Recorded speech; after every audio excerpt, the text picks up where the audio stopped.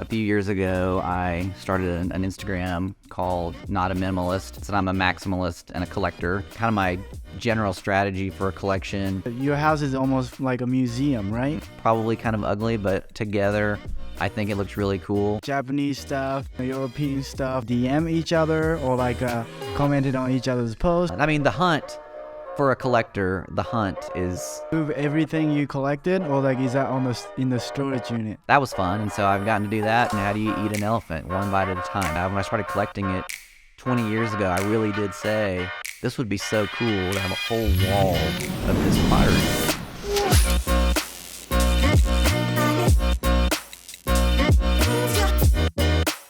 What is going on, everyone? Today, welcome to the Be Frank Podcast, episode 21. Today, we have a special guest, Daniel Mathis. He's not the minimalist on the Instagram. He has a bunch of followers in the Instagram, and he collects a lot of stuff, and I would like to dive into it. Thank you for coming to the show. Yeah, Daniel. sure. Thank you for having me. So, would you kind of explain who you are and what you do, and then who you're known for to the audience never heard about you? Sure. Well, my name's Daniel Mathis, as you said. I live here in Oklahoma City. I'm a lawyer by day. That's kind of my day job. And a few years ago, I started an Instagram called Not a Minimalist, which is obviously kind of a tongue-in-cheek play in the sense that I'm a maximalist and a collector. Yeah. And primarily collect vintage and antiques and all kinds of things. So this is one of the things, right? Can you kind of let me know what those are? Sure. Yeah. So one of the things, I collect a lot of vintage pottery. I have several vintage pottery collections, and this is probably the coolest one in some ways, and maybe the most valuable collection. It's called Ozark Roadside Pottery or Ozark Tourist Pottery. And it was made by a guy in Missouri in the Ozarks. He was born in 1899. I think he started making it in the late 20s, 1930s. Gotcha. And it was kind of a process that he developed on his own, where it's kind of a thrown pottery, but it's got a lot of cement in the mixture. So it's kind of a heavy and a bulky pottery more than a lot of potteries that feel very light or, right. Kind of thin. And it's, he developed this pattern of painting it in these sort of swirl and drip technique that he patented, and these would be sold on the roadside on Route 66 or other highways at gas stations and, just roadside souvenir stands. So did you get a scoop of hey, this is a variable, somebody call you, or you just drive around and collect stuff? Yeah, I just randomly, I started collecting it about 7 years ago, and I found the first piece in Tulsa just at an antique store, and I didn't know anything about it, and I just thought it just appealed to me purely from an aesthetic perspective. And I had these other another pottery collection that was kind of a swirl vintage pattern, but this was different. And so I bought it and did some research and kind of figured out what it was. And then now, I just go all over any antique stores, flea markets. You can find them at estate sales in this part of the country, since it was, a lot of it was made in Missouri. And then when I started sharing it on Instagram, and I've had my collection in a couple of magazines, then people just contact you. Hey, I've got a piece. There was a lady in Missouri who she lives in the town. It's Hollister, Missouri is where the guy lived. And so there's a lady that lives in Hollister, and she knew that I was a collector, and she had found a really cool lamp. So a lamp is probably the most rare piece. Yeah. There's only 2 or 3 of them. He probably made those in the 30s or 40s. And so she reached out to me, and she was like, hey, I'm finally going to get rid of my collection and get rid of this lamp. I know you were interested in it, and, I would love to sell it to you. So I drove over to Hollister one day, and... You drove? Yeah. So I drove over there, just a little day trip, and it's 4 hours or something. Yeah. And met her for lunch and brought it home and, added to my collection. That's quite a commitment to drive 4 hours. Is there any way, do you do research for the people who contact you? Because they might not have the product, No, that's true. Yeah, I had followed her. We had been following each other for a while, and so I kind of knew her. I felt comfortable meeting her. Yeah, I'm not much of an adventurer when it comes to like going to places and meeting people that I don't know. But yeah, she was, I felt like that was a safe thing to do. And she had posted some pictures of it on Instagram before. Gotcha. And we had chatted that we'd only ever seen 2 of them anywhere amongst people who collect this kind of pottery. So why do you collect pottery like this? I don't know. I mean, I don't know. It just appeals to me. I mean, everybody kind of says, I guess, first of all, I've been a collector since I was a kid. Like, collecting is just kind of in my DNA. It was just something. What did you collect the first? I had like a rock collection, like a lot of kids have, and I had a collection of key rings, like from all these places that we would go on vacations with my family. And I still have both of those collections. And that was just kind of my natural inclination to sort of, now I call it curate, or I don't know. There's just something gratifying to me about completing that list, a collection of something, or just seeing things in mass. That particularly some of the things that I collect are things that are pretty insignificant individually, but together it makes a really cool statement. Gotcha. And so that's kind of one of the things that I like to do too, is to find things that are kind of ignored or insignificant, which from a collecting perspective typically makes them more prevalent and available, and also cheaper. So if you're just trying to have fun with it, finding things that are ignored that people don't really appreciate, and then when they see them in a collection displayed in a certain way, they realize, wow, that's really cool, or that really makes a fun statement. So it's just purely fun for me in general, collecting. It was, like I said, it was one of the first things that I was kind of naturally inclined to do. And then in my sort of early career, when you're like moving a lot and having, lots of apartments and stuff, it's not real conducive to having a lot of things. Do you move everything you collected, or like is that in the storage unit? No, so I had storage units. So I lived in downtown Oklahoma City for 10 years, and I had 5 or 6 storage rooms where I would put things that I couldn't fit in my apartment.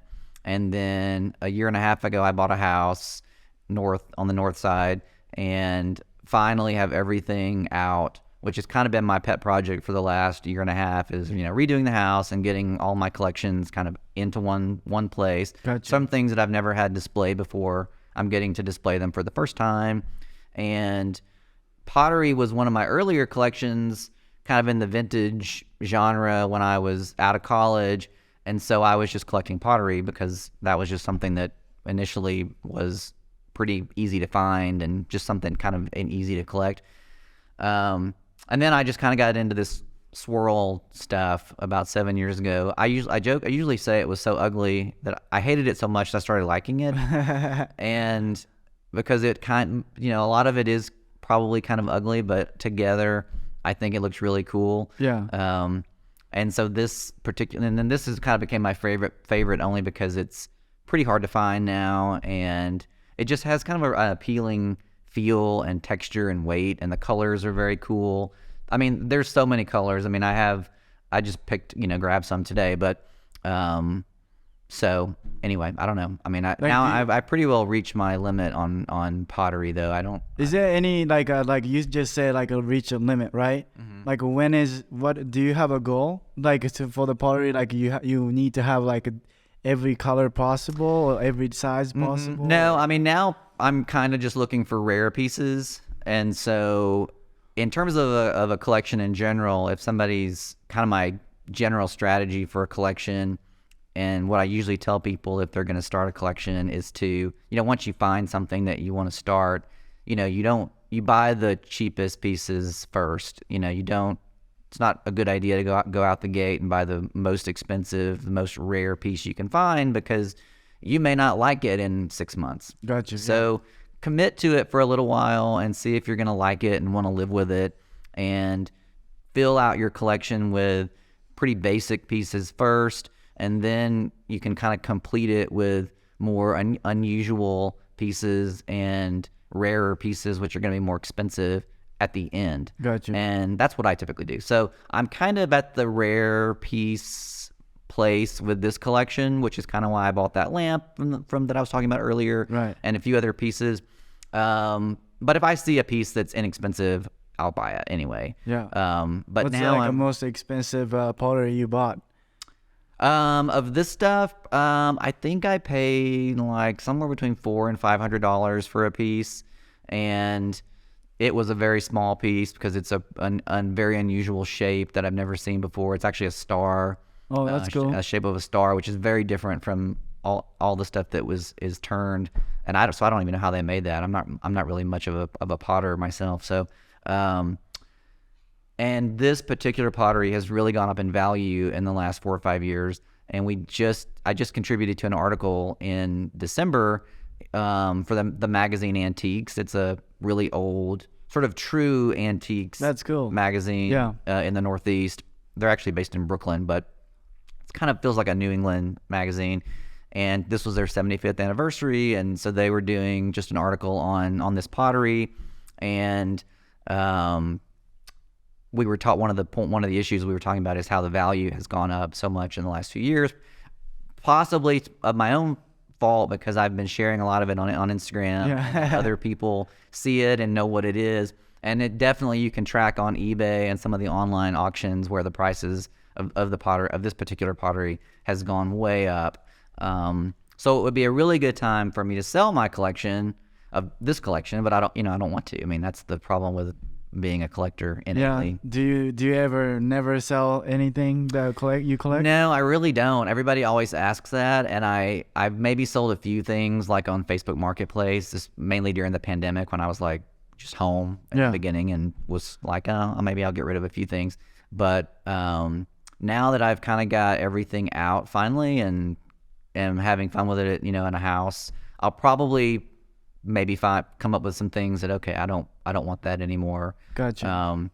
But a lot of my stuff is not particularly valuable either because, like I said, I like to collect things that are on their own kind of insignificant, but make it kind of an art statement when it's you all put it together. Yeah. Yeah, that makes sense. I mean, also, like, it's kind of interesting because that lady that sold a lamp to you in the Missouri or whatever, she said that she's kind of done. So, like, if you want it, you know what I mean? Mm-hmm. What do you think that her thought process went through? Did you talk to her about lunch? Well, she was more of a dealer in gotcha. general. And so she was a dealer, an antiques dealer who also collected on the side. And so a lot of people who are dealers tend to sort of rotate things that got you like that a little more, like a hold on to it and then they're ready to go, ready to let it go. But since I'm not a dealer, that's not really part of my MO. But you can only, as a maximalist, you only can have so many things. Yeah. So eventually, if I decide to change things out or if I get tired of something, but one of my collections that I've on my Instagram, I have a couple pictures of this white pottery collection, which is totally other end of the spectrum of this, which is all just matte white mid-century American-made pottery. It was mass-produced. It's very plentiful, other than maybe some of the older pieces. And I've been collecting that for 20 years. Wow. And have never had it all displayed until now. And it's obviously a pretty extreme display of that kind of pottery. Probably I've never seen that much displayed anywhere in the country. And they tell me that I have the largest collection of this pottery in the country, but I don't know that that's true because not everybody who collects it, publicizes it. So do you decide like what to collect like in the house? Like, okay, I would like to see pottery like here and like visualize it, or like you go to store like driving by, say, oh, this is interesting, I'm gonna start collecting. What's the process of collecting things? It's the second one that you said. It's I see something that I just decide I want to collect, and then I probably wait until I've seen them multiple times at multiple places so that I kind of get a feel for it's prevalent. Nice. What are the price points? Are there more than one type of them that you could, if they only made 3 of something, 3 is kind of a boring collection, even if you had multiples of the same 3 things. Right. So there needs to be a variety of whatever it is to really have an interesting collection. So once I see something a few times, somewhere in the 5th, 6th, 7th time, if I run across something and I feel like it's a good price, then the dam breaks and There we go. And I've got something new to collect. How often do you go shop, or like how do you say shop or collect?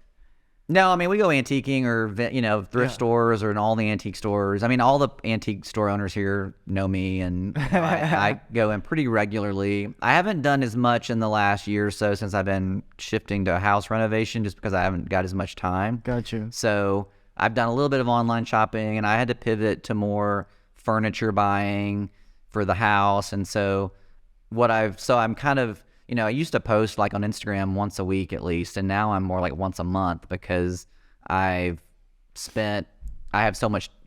Number one, I'm not finished with the house, and so I don't have as much to show, and I don't want to show. I could do a lot of in progress things, but I just don't have time to do that. And I have a day job. This is a hobby, so whatever I post typically is a couple of hour idea on the weekend. And if I'm working on and everybody always wants to see like my renovation process and all of this stuff, which would be great and fun to do, but I just don't have time to do it. Yeah. Or if, contractors there, it's just too much. The mayhem is just more than I can manage, unless I was doing it full time, which, how did you start like getting followers? Like, did you like slowly posting it? Like, when was it like a turning point? Like, okay, you have like almost like 50,000 followers, mm-hmm. right? Like, what was like a turning point to be, oh, I have a lot of followers? Well, it's kind of funny. It feels like it happened in some ways all at once, kind of midway through. I guess I've been on Instagram about 4 years, and the first couple of years, the first year or so was kind of slow. And, Instagram was a lot different 4 years ago than it is now. In Pictures. Reels, and it was still photos, and a lot less video, and hashtags made a difference, and all of the things that you could use to make connections were a little bit different. So I started posting, and then, trying to develop relationships with other people who had similar interests, and kind of learning what to post and what works for me and what feels genuine but also interesting and unique.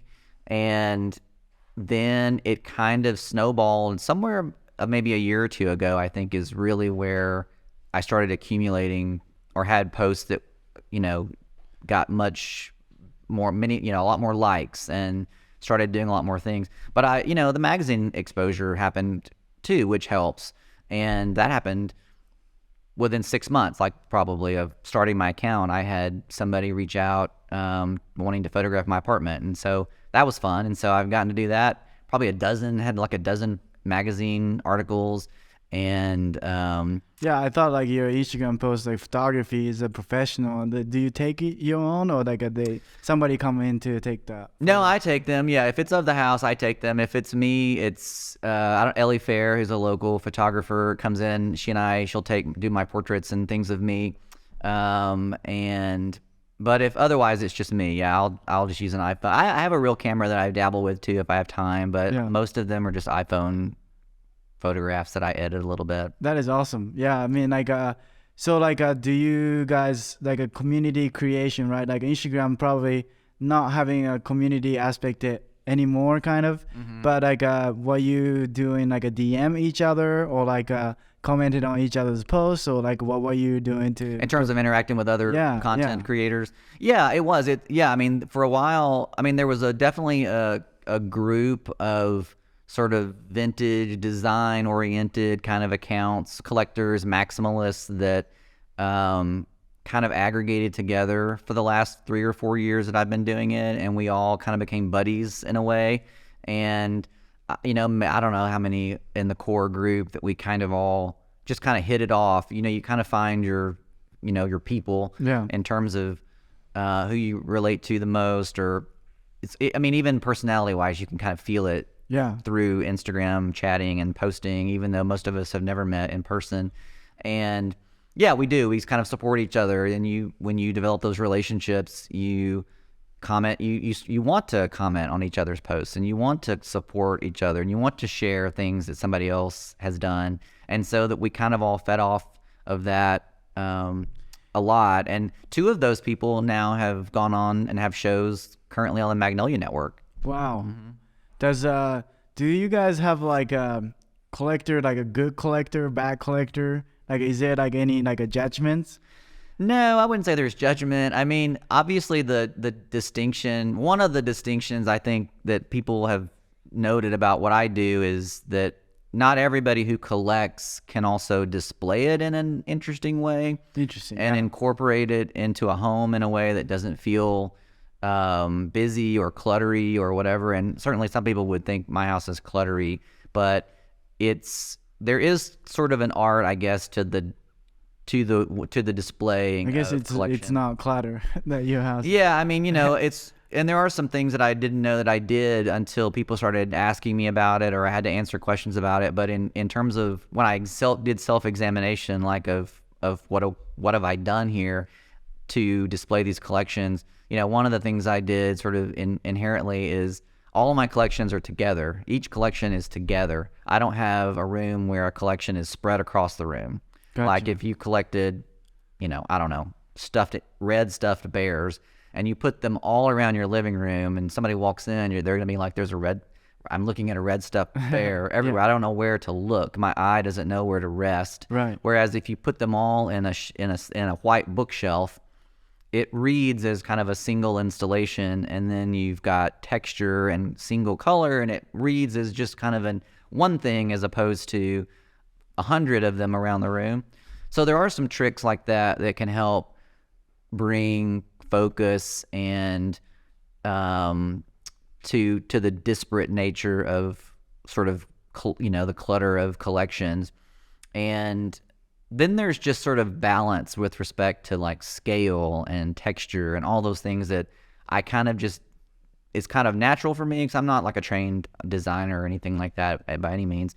And but it's just something I enjoy in addition to looking at a photo, like obviously you have the eye for it, it's just like a nice done and curated. And then I enjoy. Do you have like a housekeeper, like a clean your house? No, that's one of the number one questions I get is how do you dust? And it's like, well, you just do. And also there just is some dust. Yeah. And you just deal with it. But I live alone. I'm single, and so it's rooms that I don't go in frequently are not getting that dusty. And it's like I also use the the best filters you can use in your AC, and I have I use like canned air to like blow small things, and I have a lot of little tricks that I use to dust. Best filter for AC.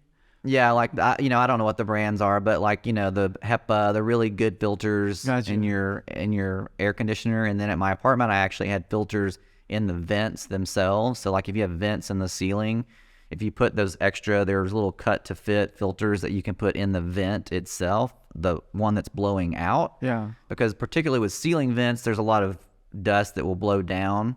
And so that also helps to mitigate dust that's like settling from your air vents in the ceiling. So there's a number of things you can do to try to cut the dust down in the air a little bit. But my apartment was only 2 bedrooms, and so it was something that I could handle. At my house now, I've got like 5,000 square feet, so I went from almost 5 times the amount of square footage, and so I'll probably have to have somebody help me do the normal cleaning, and then the collections I would do myself. There's just no way for anybody to really do that. How many category of the collection do you currently have? Oh gosh, I don't know how to categorize it. I mean, I have a lot. There's probably something in every room. I mean, I collect, pottery. I collect tramp art, which is kind of hard to describe, but it's kind of a folk art. There's a variety of pieces of tramp art, but I have a collection of tramp art mirrors. I have, probably a dozen or more collections of different kinds of pottery. I have vintage brass collection. I mean, there's a lot. There's just a lot of different more than things. 20? Oh, yeah, more than 20 for sure. More than 50? No, probably less than 50. Gotcha. Somewhere between 20 and 50 is probably fair. And I have things that I even forget about, because there was a lady whose husband collected rulers, and he had amassed this amazing collection of rulers, wooden rulers, all kinds of rulers from, all antique ones. Some of them are 50 years old. And I also had I have a collection of yardsticks, which is, I just started buying yardsticks one year. I don't know why. And also had some, so I had sort of used them as art on the wall. And so she'd seen that, and her husband had passed away, and he had all of these rulers that he had meticulously documented the day that he bought each one, how much he paid for it, and he had them alphabetized in this little black book, and she wanted them to go to a good place, and so she was like, I would love for you to have these, and I was like, I would love to have them, and so she sent them to me, and it was, I think 5 huge boxes. I can't remember. I think it's got to be 1,000 of them. I mean, it's just this amazing collection of rulers that somehow I'll figure out how to display. And I've had a couple of situations like that where people, somebody's husband or wife will have collected something and they have passed on, and their significant other wants it to live on with somebody that they think will take care of it, and not just split it up and sell it. So do you take care of the things you collect like all the time? Like, do you like? I was wondering, like, do you, like your house is almost like a museum, right? Mm-hmm. So like you go home like, and then I kind of like fill it in, I guess. like what do you get the enjoyment from that, or like, do you know what my kind of question? I think so. Well, I mean, it's definitely, the maximalist kind of aesthetic is comfortable to me. It's kind of the yin and the yang. I dress very basic. I kind of dress the opposite of how I decorate my house. Yeah, like I dress very minimal typically. And a friend of mine's a designer, and she dresses more maximal, and her decor style is more minimal. And I was like, I realized that we dress and decorate like the opposite. Like, you dress like I decorate, and I dress like you decorate, and then vice versa. So yeah, there's a little bit of a yin and yang. I mean, I mentioned to you, I think before we started, that I'm a lawyer for my day job, and so my day job tends to be very technical and demanding, and not a lot of opportunity for creativity, although I do think there are opportunities to be creative in the legal field that are underutilized. But it's kind of the yin to my yang. So I have a very serious and regimented day job, and then I have a very sort of frenetic and creative hobby. And is your work desk clean, or work desk has a lot of collections? You would call my work desk a little full, but it is very organized because I am a person who likes to print still, and so if I have different matters, I have a binder clip of pages for each one that I have laid out on the side of my desk. Gotcha. Because kind of out of sight, out of mind is a problem for me. I think that tends to be a problem for a lot of people. So if I see it reminds me of something that needs to be done. Gotcha. And as a lawyer, if you take notes on something, or you annotate a contract, or you do edit something, and if you lose your handwritten notes and have to recreate that 3 months from now when it comes back up, it's a huge pain. So that's another reason it's kind of keeping paper. That makes sense. I mean, I have the notes, like I have to see it, and then it reminds me. That totally makes sense. Do you go to museums?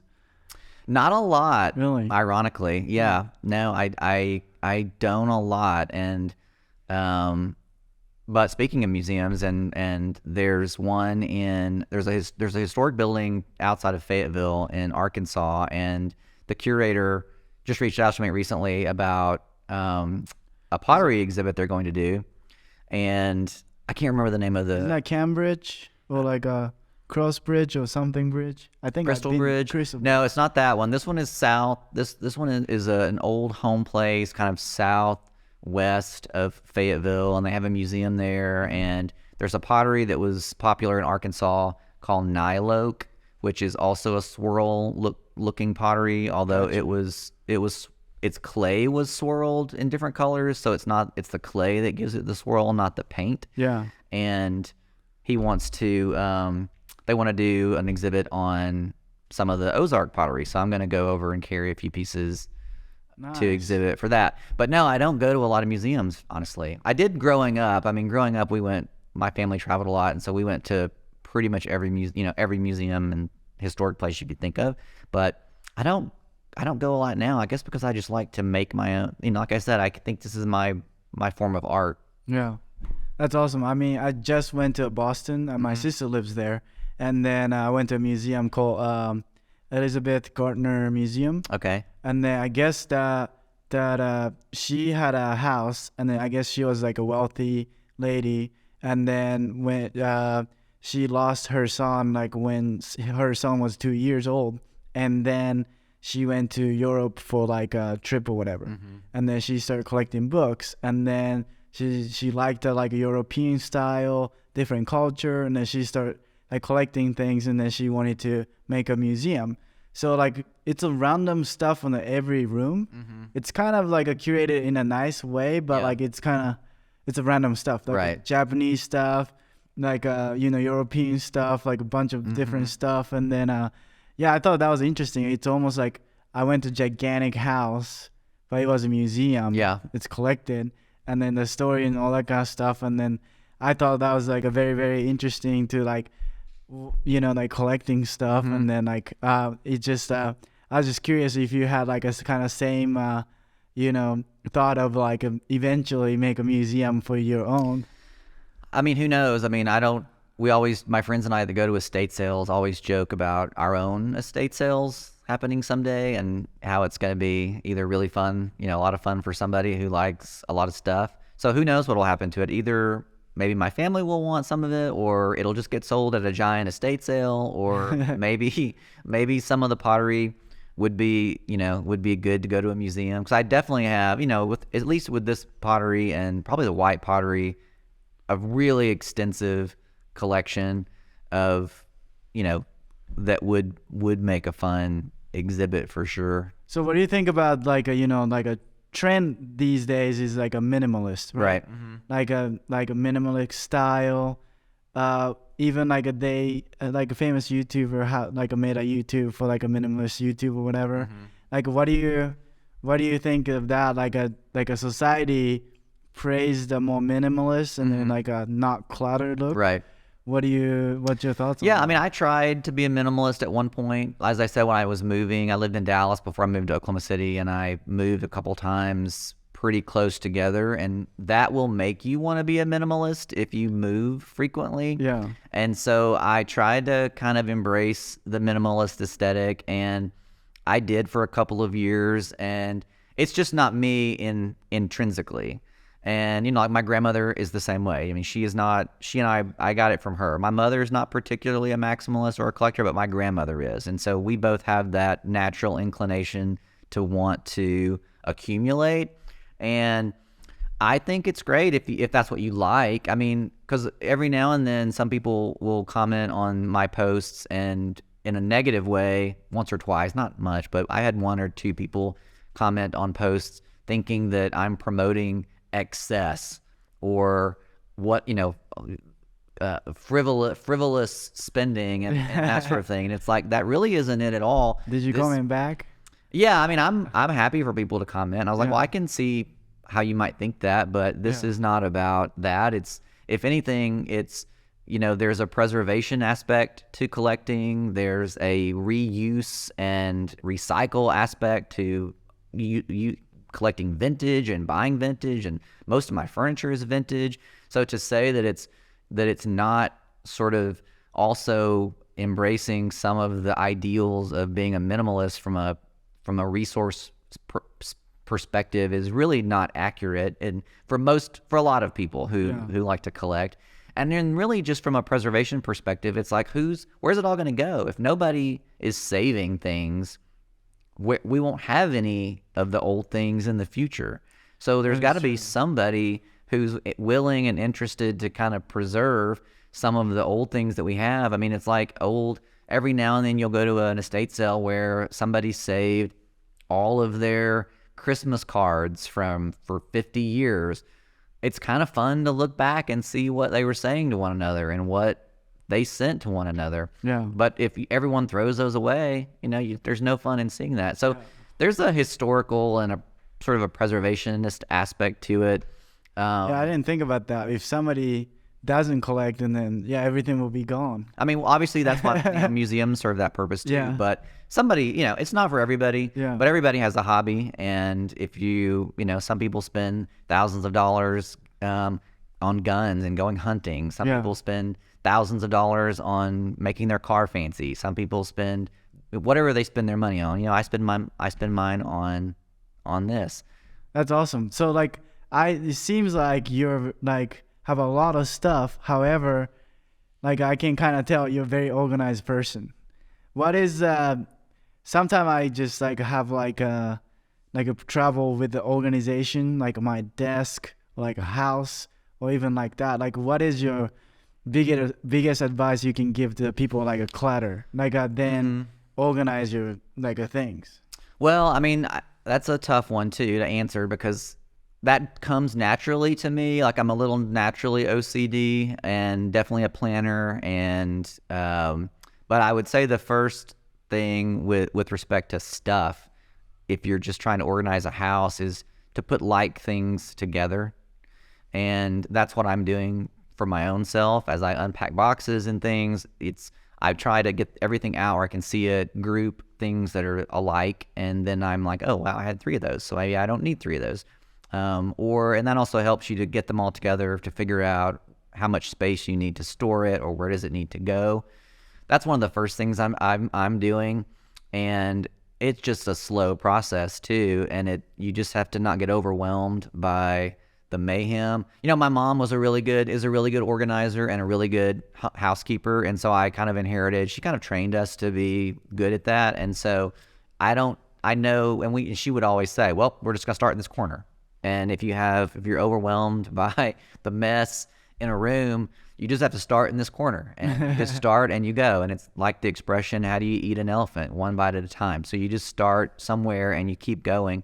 And it is, difficult. I make, from an organization perspective with to-dos and professional things and accomplishments and goals. I mean, I've always been a list maker, and I do think there's something special about writing it down. Yeah. Even if it's a goal, these are the things I want to do.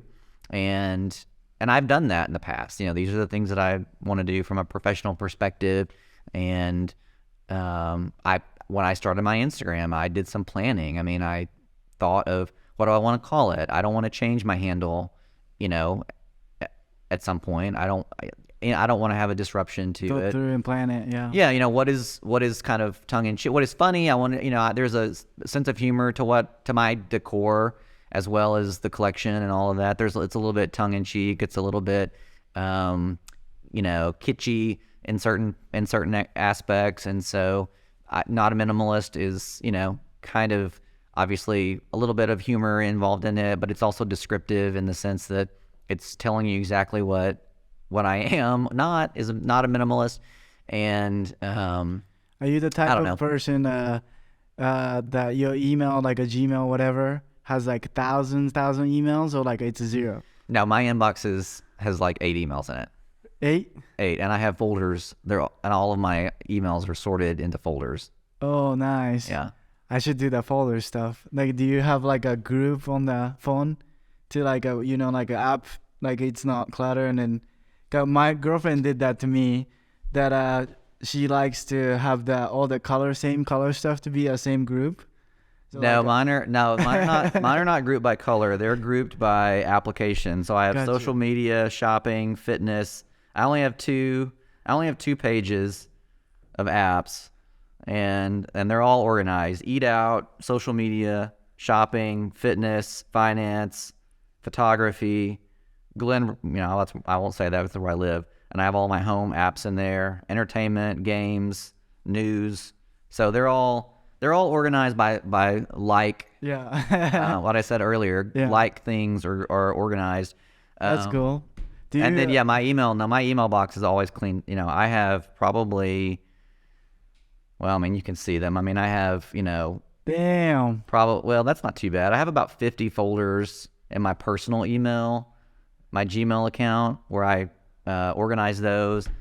My work email is probably 500 folders. So you just think through it first, and how should I organize it, and then organize it, or just try and error? No, I think through it, and it's kind of how I think about it too. Like what order do I, in terms of a hierarchy, do I tend to think of that in for myself?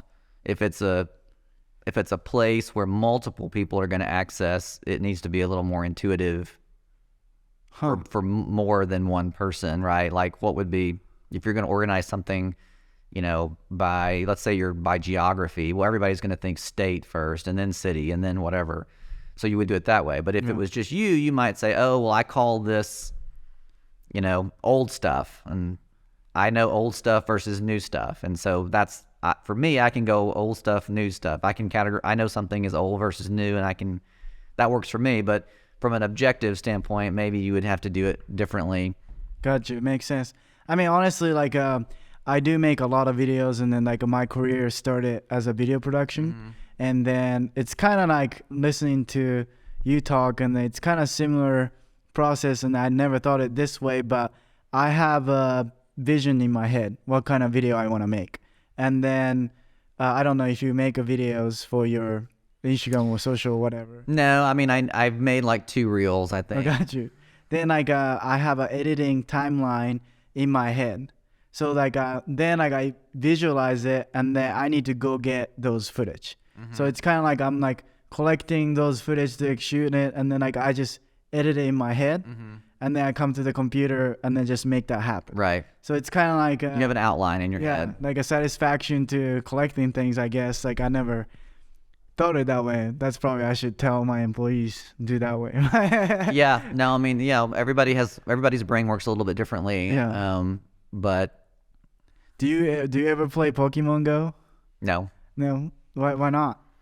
I don't play any games. Like the only games that I play are like word games. Got you. And I rarely do that. I don't know why. I played video games as a kid, but I haven't played video games in like 20 years. And for some reason, I just got out of that mode. And probably because I'm one of the things about being a lawyer is that you don't want to read words. You don't want to do anything that requires a lot of thought after the end of the day.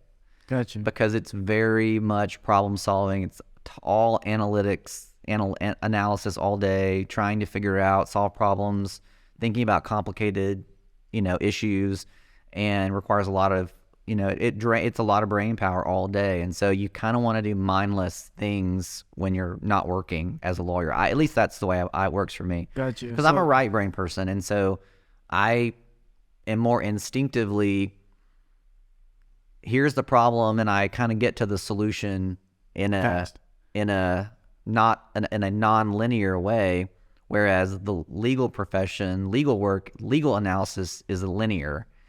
Gotcha. You're arguing stuff in a linear fashion because of the way the rules are set up. Here are the facts, here are the rules, here's the analysis, here's the conclusion.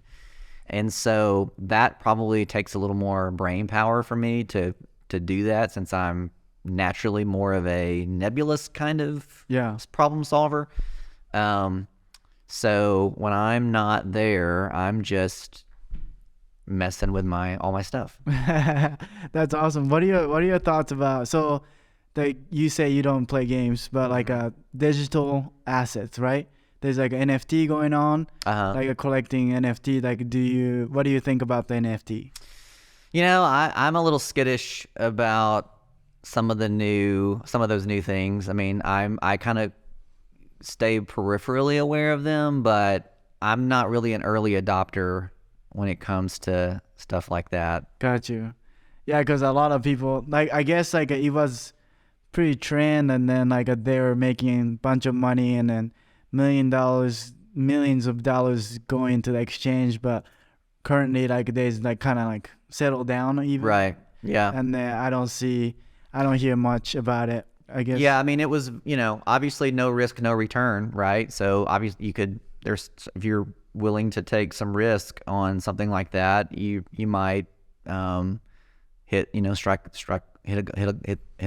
gold. But I'm pretty risk averse when it comes to things like that, honestly. Gotcha. That makes sense. I mean, I think like who's that? Jake Paul, the Logan Paul. Yeah.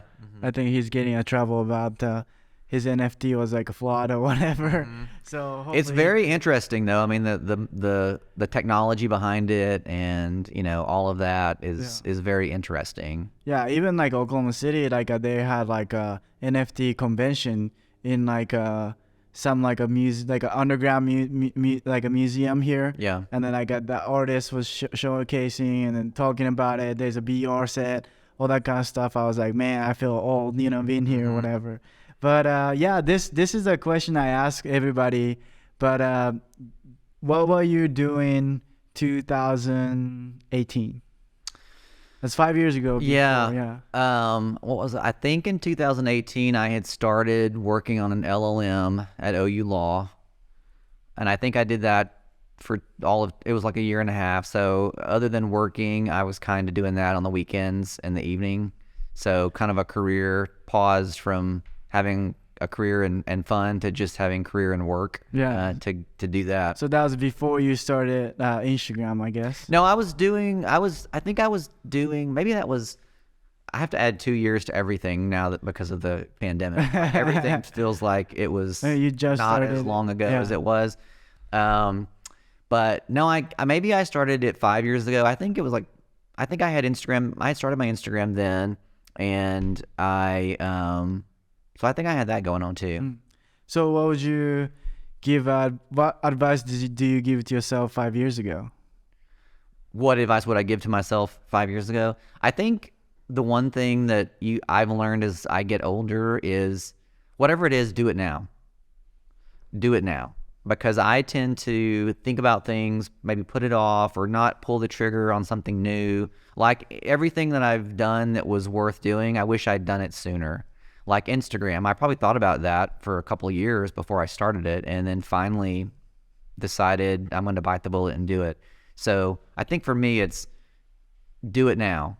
Whatever you're thinking about, do it now. Do it sooner. Don't wait. Yeah. Did you have the fear of like a people judge on the Instagram? Maybe a little bit. I mean, I didn't have anything public. I didn't have anything, any socials that were public. I don't now, other than this account, my Not a Minimalist account. So yeah, probably so. And you don't know. Yeah, probably just the fear of the unknown and not being as confident, which is ironic because I'm a pretty confident person, but that was a part of something that I really had never fully committed to. Gotcha. The collecting. Like I said, I dabbled in minimalism for a while, and it was about 10 years ago when I finally just said, I just want to get into the collecting that I love and this aesthetic that I love. And that makes all the difference, I think, in any genre or anything you do in life. Is if you just love it and you give into it, it makes a lot of difference. That is awesome. So opposite of question is that how do you see yourself in 5 years? Yeah, that's tough. I mean, I'm definitely from a career perspective kind of in a good place, where I would like to be. Like I said, got an LLM, which is for my day job, which is kind of like a master's of law. It's like a fourth year of law school, which was a goal at the time. I think I would just continue, from a professional perspective, you don't want to continue to be the best you can be. And so I feel like I'm on kind of the right path to be in an okay place. I mean, I love Oklahoma City. I love my day job. I would love to probably still be here. Who knows? For other things, I don't know. I mean, it's, getting the house and all of these collections out has been such a long time coming for me. I mean, in terms of, I really had a vision of some of the things that I'm fulfilling now 20 years ago. And particularly with the pottery collections that I have, when I started collecting it 20 years ago, I really did say, this would be so cool to have a whole wall of this pottery. And so some of my long-term goals are coming to fruition now. And so it is a little bit of a challenge for me to sit and pause and say, now what? Yeah. What's next? Because I've always had goals and I've always been working towards something.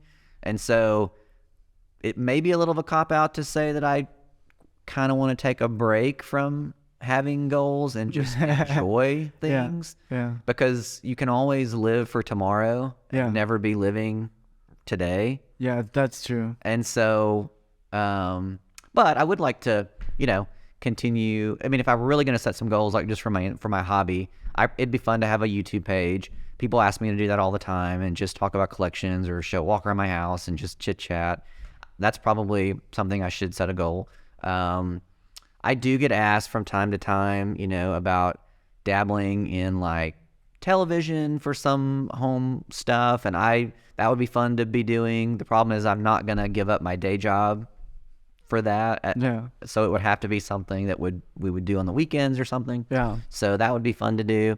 That is also that's about it. A lot of potential and possibility. And then whenever you collect things, do you remember that, like, where did you get from? Like, how did you get this stuff? Sometimes. Is that like a fun part of the collecting? It is, yeah. I mean, some pieces definitely I remember and they were special and I can remember exactly where I got them. Other things I cannot. And it really depends on how unique it was or how special it was. Because when you have as many things as I do, you're definitely going to forget some of them.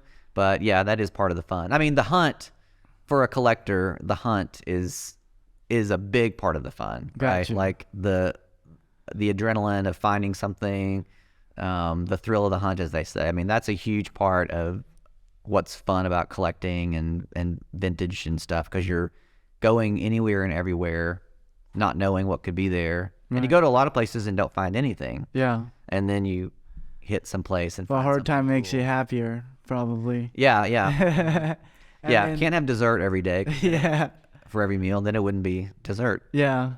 What do you have you say you're a very goal-oriented person, but also you don't want to have a goal, but do you have any things you want to collect in the future, like in the head? Not really. I think, I really just want to get everything in my current house just in its optimum place, and to finish getting things that I've had for a long time out so that I can enjoy them is really my number one short-term goal. I mean, I've been working on this for a year and a half. It'll be 2 years in July, which time flies. But I spent about a year remodeling the house, and then I've been about 6 months now getting things in, and I'm still unboxing and sorting. So my short-term goal for that is to just get everything out and to not get new things until I finish that. So I'm trying to resist new collections until I get all the current ones, kind of in place. I was curious, like you say you try to put things into place, right?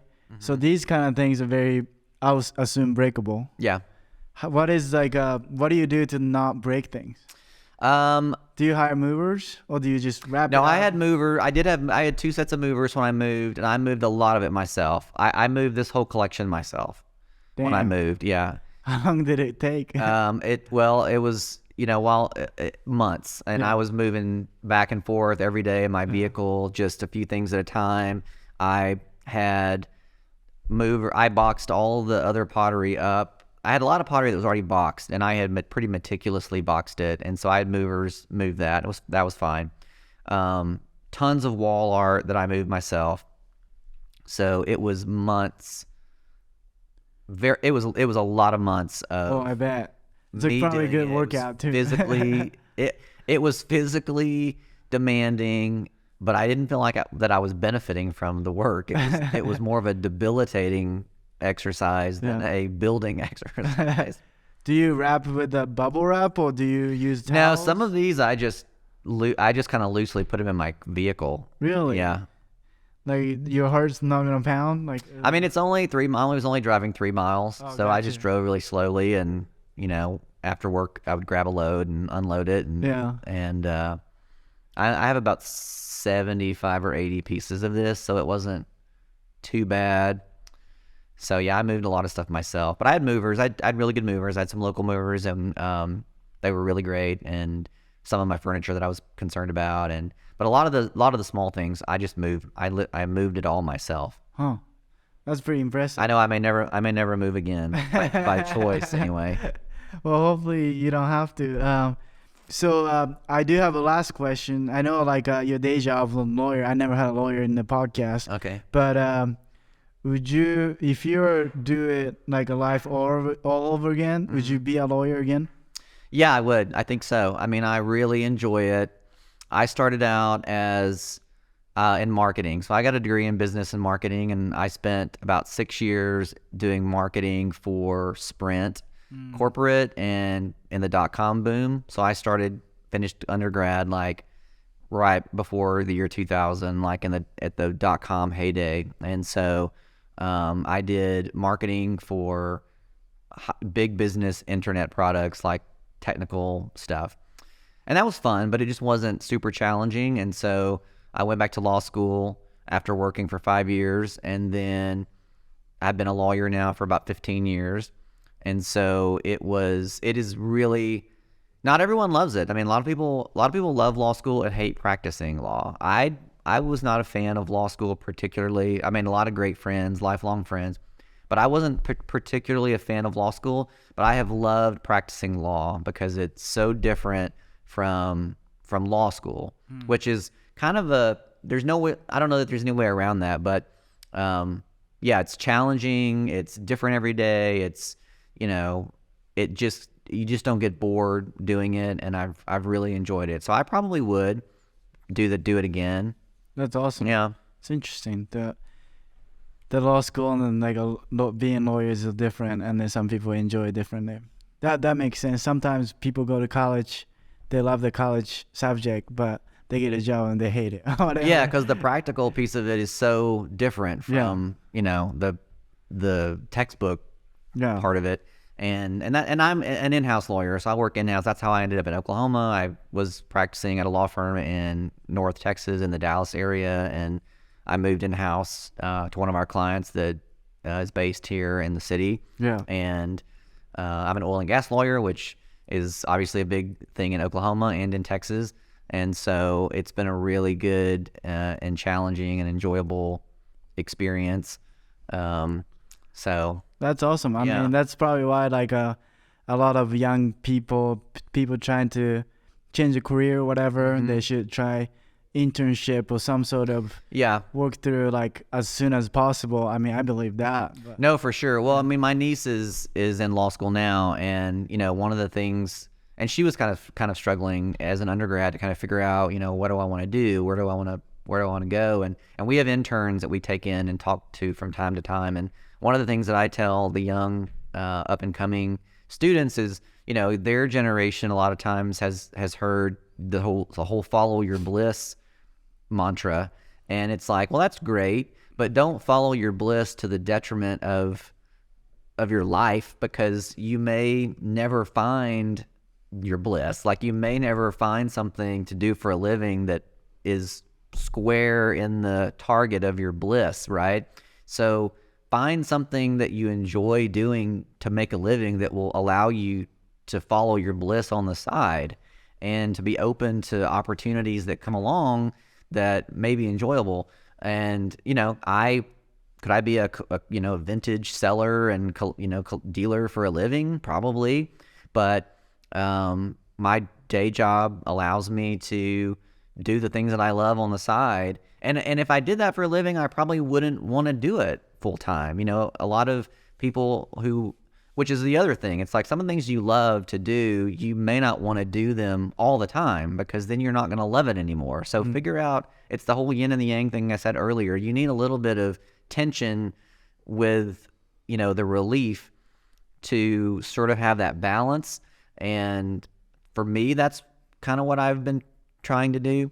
So a lot of the young people, I think they sometimes focus too much on trying to find something that they 100% love, or that which can be detrimental to pursuing opportunities that are good when they come along. Yeah.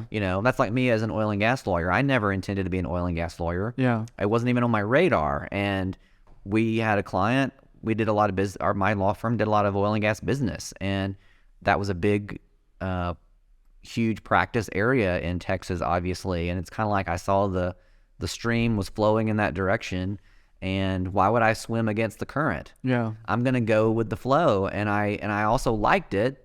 And I'm like, well, that might be a good way for me to differentiate myself as a lawyer, because I was a marketer. And so I'm like, well, if I'm a litigator, and this is, lawyer marketing sort of 101, but if you're a litigator in Dallas, join the club, because there's 20,000 commercial litigators that are just like you. So how do you differentiate yourself? Well, you've got to find a specialty. And so for me at the time, oil and gas litigation is within the umbrella of commercial litigation, but there's far fewer oil and gas litigators in Dallas than there were commercial litigators, right? Yeah. So you find something to differentiate yourself that you can specialize in and get really good at it, and from a career perspective. And so that's what I did. I mean, that opportunity was there. I didn't anticipate it, but I recognized it, and it seemed like a good way to go. And so I began to specialize in that area of law, and then that's how I ended up in Oklahoma City and doing what I'm doing now. So I like to encourage the young people to be, aware and to observe things that come along that may not have been on their wish list to begin with, but are really good things, and that you should be, open to them. Yeah, I totally agree. I think a lot of people like wanting to do certain things, to sacrifice, but they don't foresee that sacrifice and the work they have to put in to make it as a work. I mean, like I do own the marketing agency. I'm doing the content and YouTube and the social media side of things, and the inspiring fitness and career and all that kind of stuff, self-development. That's what I want to do. But I'm doing simultaneously. I'm not just like, I'm going to quit and leave my company I built or whatever. Right. I'm not doing that, but some people just do that to, like if they are willing to put sacrifice, they might be, but if they're thinking like, oh, I have to work for this and I have to work to this, and then if you're not committed, like you're saying, like an Instagram before, you were not committed. Once you're committed, you did that stuff. I think those like switch in your brain, like I'm gonna pursue. I think either career or like a hobby or whatever, or hobby to become a career. There is like a struggle you have to go through to match it to the hobby to become a job or whatever. But also it's interesting to me because you're a lawyer and then you have a hobby, and then I had a artist came to do the podcast, and he was a teacher.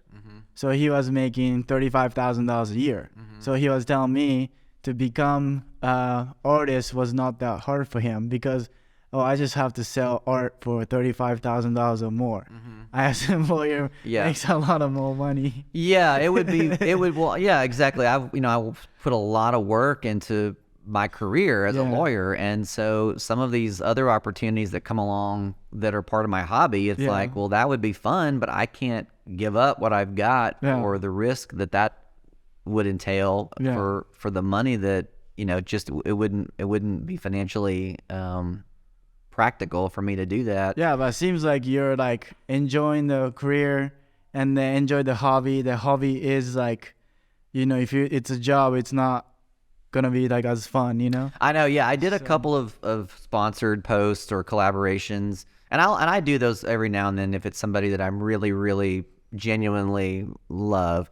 But otherwise, when you do those, it totally changes the feel of Instagram for me. Like even if it's something that's enjoyable, it becomes work when you have a deadline that you have to do, a collaborating post, and you have to do it. It needs to be not a good one, and you want to make sure that, that it satisfies the party that you're working with. Yeah. Whereas when you're just doing your own thing, it's just so much more fun. It's no pressure. I don't really care. And mine tend to be very organic and kind of spur of the moment, which tend to be the best ones for me. If I plan something out, it never hits as good for some reason. Like for me, it's more of a comes together kind of spontaneously, which is the way I like to do it. And if I have to do, which as I said, I've done some, and I'm sure I will do some more with people that or groups, companies that I love, but it definitely takes it to a different place. And I've heard a number of people say that. But yeah, I mean, from a same thing with my career, what I've tackled sort of Instagram in the same way is that you make a plan and you just go and you keep building. And sometimes it's a slow build, sometimes it's a big build. Eventually I'll start making reels. I think that obviously is getting a lot more traction, and I've had a couple of content friends who were kind of at the 50,000 follower mark with like I am, and had a couple of reels that went really great, and they're at 150. Yeah. I mean, it just is it's really spreading out. I mean, it's really interesting how they've changed the reach of the types of media on Instagram just based on whether it's, a still photo or a video. And they've tweaked it a little bit, because there was quite an uprising on Instagram with, particularly in the design genre, where still photographs are what most consumers want to see to enjoy, to piece apart your image, right? Like it's an online magazine, print. That's why people like print, is because you get to really see everything in the image.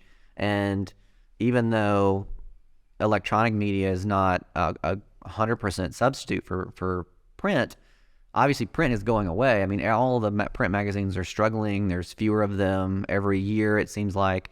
So there was a pretty big pushback from certain communities on Instagram because of that, because it took away what they liked about the still photos, which are more, not every area of content is impacted by that as much, but like interiors and photos and things like that for interior folks and designers, I think is, so they pulled it back a little bit. And so still photos are getting a little more, traction than they were for a while. But who knows? I mean, reels they're fun. I mean, we all like they're fun to watch too. Yeah, hopefully you branch out, or like, it's do what you love, right? Yeah. It doesn't really matter at some point. But how can people find you? Well, as we said, my Instagram is called Not a Minimalist, and so that's where I post collections and stuff. And I have a Facebook page as well for Not a Minimalist, so that's pretty much where I am right now. Perfect. Sounds good. Well, thank you for coming to the show and talking with me. Well, if you guys are watching on the YouTube, please like and comment and subscribe. And if you guys are listening to this podcast episode on podcast streaming form, then please give me a 5-star rating, and then always be frank, and then drink ton of water. Peace.